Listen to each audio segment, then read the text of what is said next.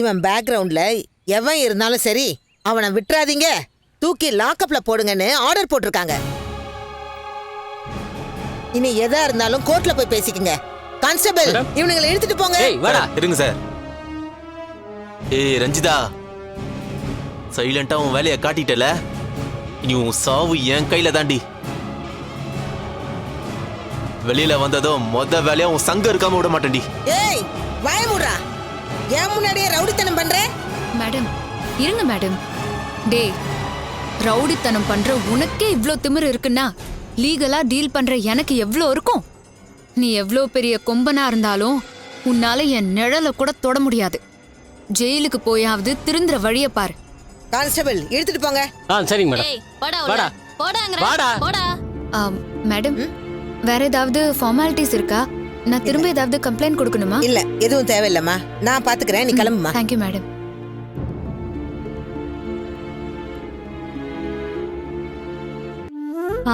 நீங்க என்ன பார்க்கணும்னு தர்ஷினி சொன்னா? ஆமா மேடம், தர்ஷினி பத்தி உங்ககிட்ட டிஸ்கஸ் பண்ணணும், அதனால தான் வர சொன்னேன். என்ன விஷயம் மேடம்? வீட்ல தர்ஷினி எப்படி இருக்கா? உங்களுக்கு ஏதாவது அவகிட்ட வித்தியாசம் தெரியுதா? ஏன் இப்படி கேக்குறீங்கன்னு தெரிஞ்சுக்கலாமா? காரணம் இருக்கு மேடம். முதல்ல நீங்க அப்சர்வ் பண்ண விஷயத்த சொல்லுங்க. அவ ஆக்டிவிட்டிஸ்லாம் எப்படி இருக்கு? நார்மலா இருக்கா? விளையாடுறது, ஹோம்ஒர்க் பண்றது, சாப்பிடுறது, இதெல்லாம் எப்பவும் போல பண்றாளா அவ? பண்றா மேடம். ஆனா ஸ்கூல் விட்டு வந்ததுமே இங்க நடந்த விஷயத்தெல்லாம் அப்படியே கடகடன்னு ஒப்பிப்பா. ஆனா இப்ப அப்படியெல்லாம் சொல்றது இல்ல. ஏன்னு நீங்க கேக்கலையா?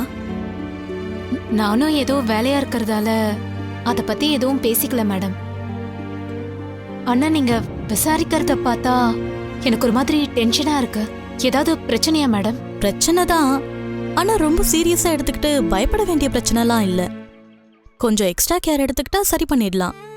இப்போவும் என்ன பிரச்சனைன்னு நீங்க சொல்லலையே. தர்ஷினி ரொம்ப பிரைட்டான பொண்ணு. எல்லா டெஸ்ட்லயுமே அவ தான் ஃபர்ஸ்ட் மார்க் வாங்குவா. கிளாஸ்ல ரொம்ப அட்டென்டிவா இருப்பா. எப்ப கேள்வி கேட்டாலும் அவ தான் முதல்ல ஆளா பதில் சொல்லுவா. அவளும் நிறைய கேள்வி கேட்பா. பிசிக்கலாவும் ரொம்ப ஆக்டிவா இருப்பா. ஆனா இப்ப கொஞ்ச நாளா அவ கிளாஸ கொஞ்சம் கூட கவனிக்கிறதே இல்ல. புக்க பார்க்காம எங்கேயோ வெறிச்சு வெறிச்சு பாத்துக்கிட்டே இருக்கா. அவளும் கேள்வி கேக்குறது இல்ல, நான் கேள்வி கேட்டாலும் பதில் சொல்றது இல்ல. மத்த பசங்க கிட்டயும் அவ முன்ன மாதிரி பேசுறதே இல்ல. பிரேக்ல, லஞ்ச் டைம்ல கூட அவ தனியா தான் உட்காந்துக்கிட்டு இருக்கா. அவளை க்ளோஸா மானிட்டர் பண்ண வரைக்கும் சொல்றேன், அவளை ஏதோ ஒரு விஷயம் ரொம்ப எமோஷனலா பாதிச்சிருக்கு. ஸ்கூல்ல அப்படி எதுவும் நடந்த மாதிரி எனக்கு தெரியல. உங்க ஃபேமிலியில ஏதாவது ப்ராப்ளமா? அவ கண்ணு முன்னாடி அவளை டிஸ்டர்ப் பண்ற மாதிரி ஏதாவது நடந்துச்சா? ஏன் இதை கேக்குறேன்னா, இதே கண்டிஷன்ல தர்ஷன் இருந்தானா அவ எதிர்காலத்துக்கு நல்லதில்ல மேடம். அவ படிப்பு மட்டும் இல்ல, அவ பர்சனாலிட்டியும் ரொம்ப பாதிக்கும். இப்பவே நீங்க அவகிட்ட பேசி சரி பண்ணாதான் அவ முன்ன மாதிரி மாறுவா. அந்த ஒரு கன்சர்னுக்காக தான் நான் உங்ககிட்ட பேசிக்கிட்டு இருக்கேன் மேடம். அத பத்தி சொல்ல சங்கடமா இருந்தா விட்டுருங்க மேடம். மேடம், எனக்கும் என் ஹஸ்பண்ட்க்கும் கொஞ்ச நாள் முன்னாடி தான் டைவர்ஸ் ஆச்சு. பாப்பா என் கஸ்டடியில தான் இருக்கா. தர்ஷினிக்கு அவங்க அப்பானா ரொம்ப பிடிக்கும். அவரை பத்தி தான் அடிக்கடி பேசிட்டே இருக்கா. அவரை அவ ரொம்ப மிஸ் பண்றா. இந்த சேஞ்சஸ் எல்லாம் அதனால கூட வந்திருக்கும். நீங்க சொல்றதெல்லாம் கேட்கும்போது எனக்கும் அதான் தோணுது. டைவர்ஸ் ஆனாலும் அப்பான்ற முறையில அவர் பாப்பாவை வந்து பார்க்கலாம்ல. அதுலயும் நிறைய இஷ்யூ இருக்கு மேடம்.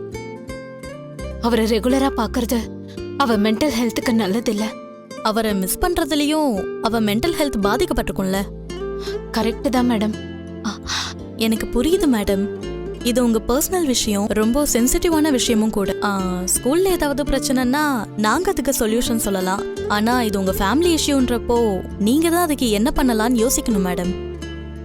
ஆனா ரொம்ப டிலே பண்ணாம சீக்கிரமா அதை அட்ரஸ் பண்ணுங்க மேடம். தர்ஷினி கிட்டையும் இதை ஓப்பனா பேசி ரியாலிட்டி என்னன்னு புரிய வைங்க. அவளை இப்படியே விட்டுறாதீங்க.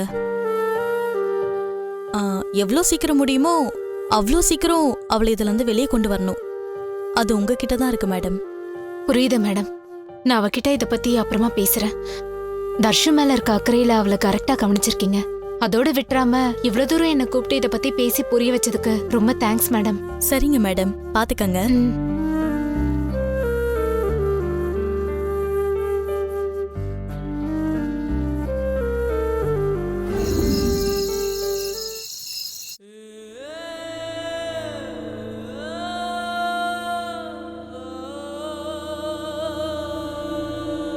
பூர்ணா சொன்ன மாதிரி அம்மாக்கு தெரியாம அந்த டாக்குமெண்ட் எடுத்துடலாமா இல்ல அம்மா கிட்ட சொல்லிட்டு செய்யலாமா? குடும்பத்துக்காக தான் இந்த ரிஸ்க் எடுக்கிறேன். ஆனா அதை சொல்லிட்டு எடுத்தா அம்மா கண்டிப்பா ஒத்துக்க மாட்டாங்க. அடி எடுத்து வைக்கிறதுக்கு முன்னாடியே என் ஐடியாவை தடை பண்ணிடுவாங்க. சக்சஸ் பண்ணதுக்கு அப்புறமா சொன்னா அவங்களும் சந்தோஷமா இருப்பாங்க. ஏண்டி இப்படி பண்ணன்னு என் மேல கோவமும் பட மாட்டாங்க. இப்ப என்ன பண்ணலாம்?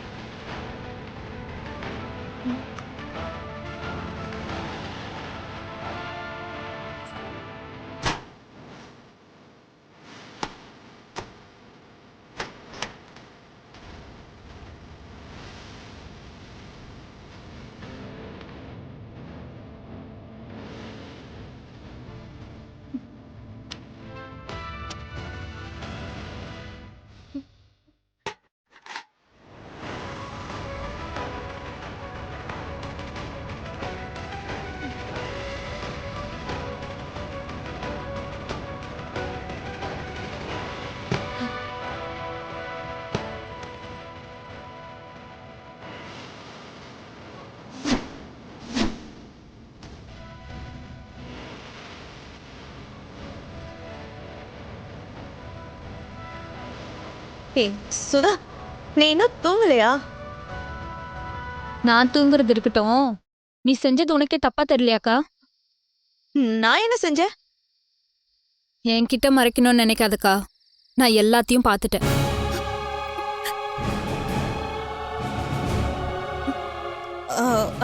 நீ என்ன பார்த்தன்னு சொல்லு. அம்மா ரூம்ல இருந்து அது எதுக்கு நீ மறைச்சு எடுத்துட்டு வர? அம்மா கிட்ட நீ சொல்லிட்டே எடுத்துட்டு வரலாமே, எதுக்கு இந்த திருட்டு வேலை? சுதா, முழுசா எதுவும் தெரியாம நீ வார்த்தையை விடாத. இது என்னன்னு தெரியும்ல? தெரியும், உன் கல்யாண ஆல்பம் தானே. ஆமா, இதே எதுக்கு இந்த நேரத்துல நீ எடுத்துட்டு வர?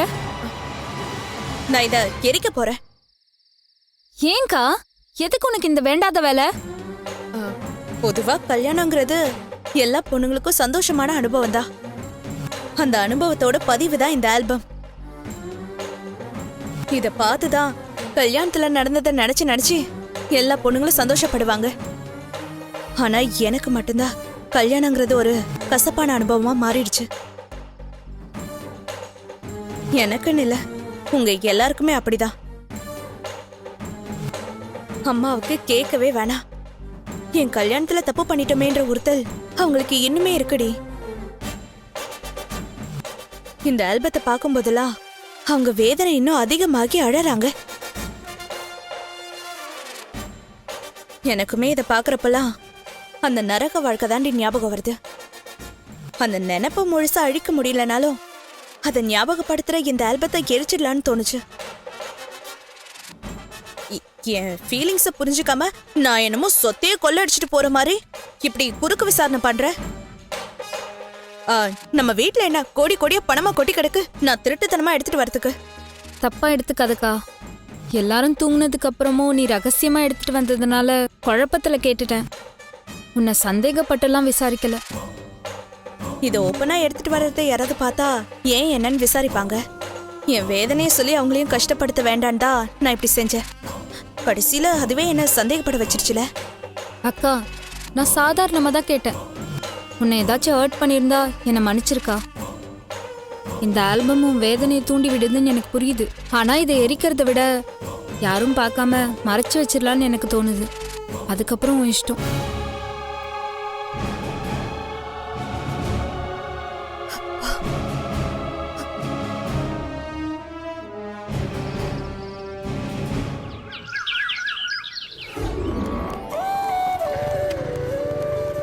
இருங்க, வந்துடுறேன்.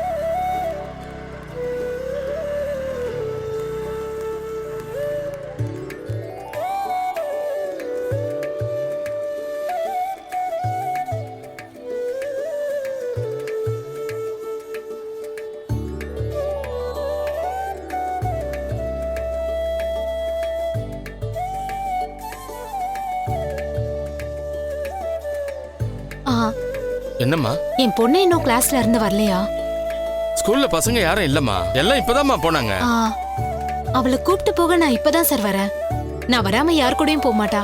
அவ உள்ளதா இருப்பா. பேரு Darshini, first standard C section. பாக்குறீங்களா? நான் தான் சொல்றேன் இல்லம்மா, உள்ள டீச்சர்ஸ் மட்டும் தான் இருக்காங்க. எல்லா பசங்களும் கூட்டிட்டு போக வந்தவங்களோட கிளம்பிட்டாங்கம்மா. அதுக்கு சான்ஸே இல்ல. தர்ஷினிய கூட்டிட்டு போக எப்பவும் நான் மட்டும் தான் வருவேன். நான் வராம அவ எப்படி போயிருக்க முடியும்? நீங்க ஒரு தடவை உள்ள போய் தேடி பாருங்க சார். என்னம்மா திரும்பி திரும்பி அதே சொல்லிக்கிட்டு இருக்கீங்க?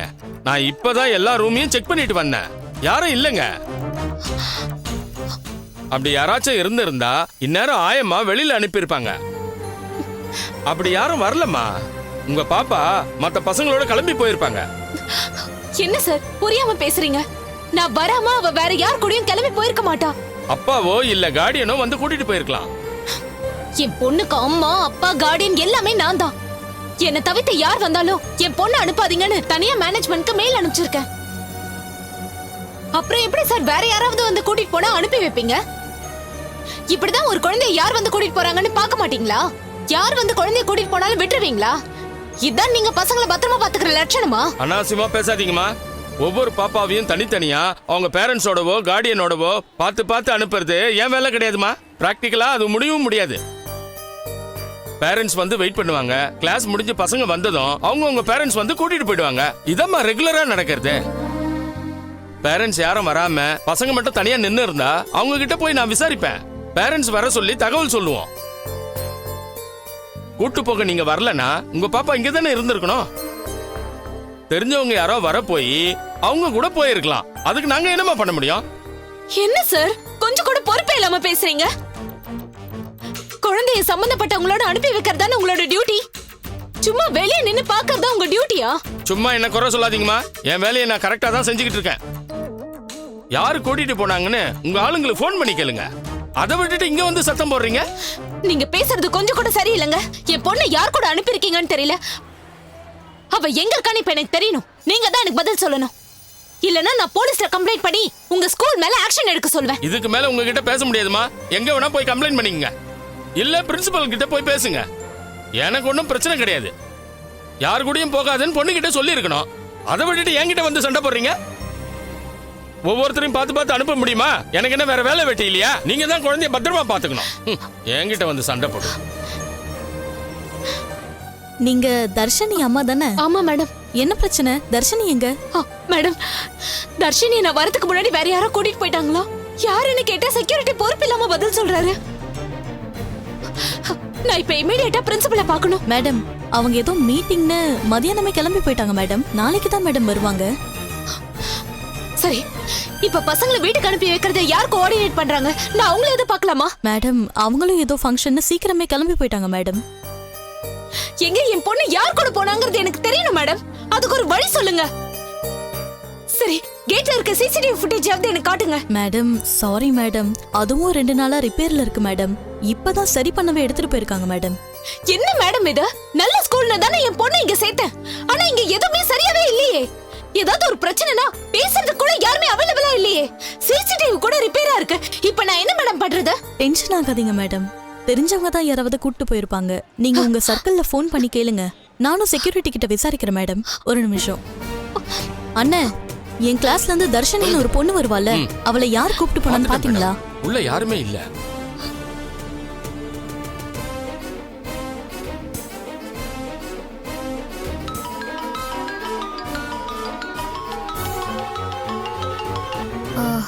சொல்லுக்கா. ரஞ்சிதா அக்கா, என்னாச்சு? எதுக்கு இப்ப அழற? ரஞ்சிதா, தர்ஷு குட்டிக்கு என்னாச்சுக்கா? அக்கா ப்ளீஸ் அழாம சொல்லு. பாப்பாவை காணோண்டி. என்னக்கா சொல்ற? இன்னைக்கு அவளுக்கு ஸ்கூல் இருக்குல்ல? அவ ஸ்கூல்ல தானே இருப்பா. அம்மா, அவளை கூட்டிட்டு போகதான் ஸ்கூலுக்கு வந்த. ஆனா இங்க அவளை காணோண்டி. அவளை யார் கூட்டிட்டு போனாங்கன்னே தெரியல. அக்கா, எனக்கு ஒரே குழப்பமா இருக்கு. உன்னை தவிர யாரும் அவளை கூட்டிட்டு போக முடியாது. என்ன நடந்துச்சுன்னு கொஞ்சம் புரியுற மாதிரி சொல்றியா?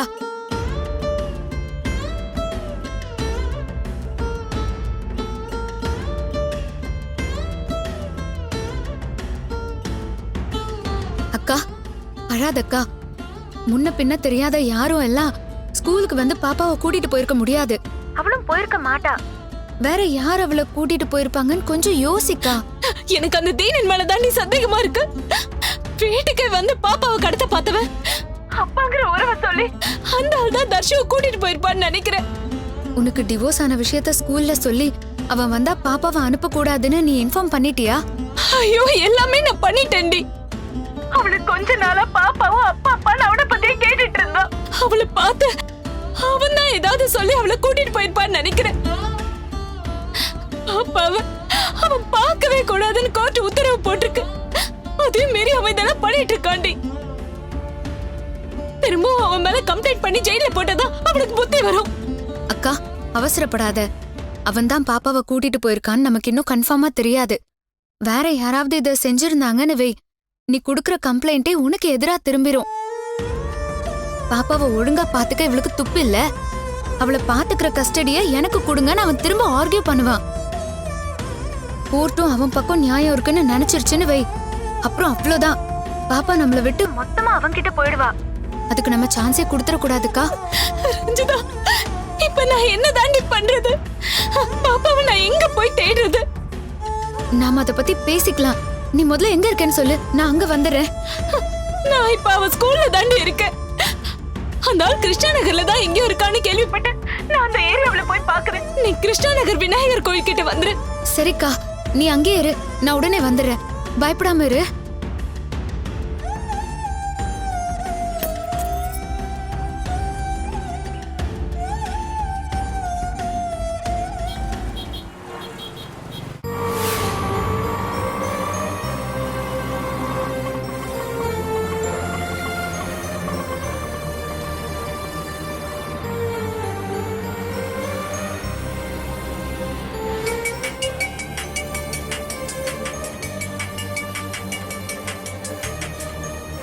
ஹலோ. ஹலோ, பேசுறது கோமதியா? ஆமா, நீங்க? நான் யாருங்கிறது இருக்கட்டும், உன் பொண்ணை காணும்னு ரொம்ப நேரமா தேடிக்கிட்டு இருக்க போல இருக்கு. உங்களுக்கு எப்படி தெரியும்? நீங்க யாரு? XYZ என் பேரை எப்படி வேணாலும் வச்சுக்கோ, இல்ல உன் பொண்ணை கடத்தினவனு கூட வச்சுக்கோ.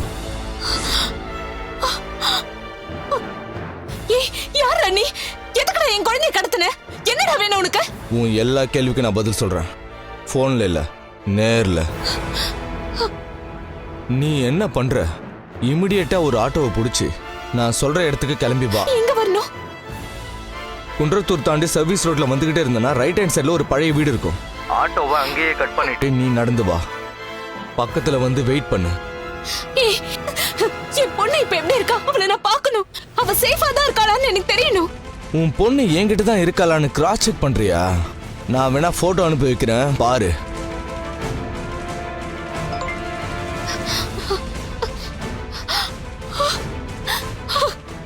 பாத்துட்டியா? உன் பொண்ணு என்கிட்ட தான் இருக்கா, நீ இப்போவாவது நம்புறியா? நான் உன்னை நம்புறேன். Please please. அவ ஏற்கனவே ரொம்ப பயந்து போயிருப்பா. அவளுக்கு ஒரு சின்ன கஷ்டம் கூட வரக்கூடாது. உன் டிமாண்ட் எதுவா இருந்தாலும் என்கிட்ட சொல்லு. ஆனா என் பொண்ணு மேல ஒரு சின்ன கீறல் விழுந்தா கூட உன்னை நான் சும்மா விட மாட்டேன். நான் குழந்தைய டார்ச்சர் பண்றது நீ நடந்துக்கிற விதத்துல தான் இருக்கு.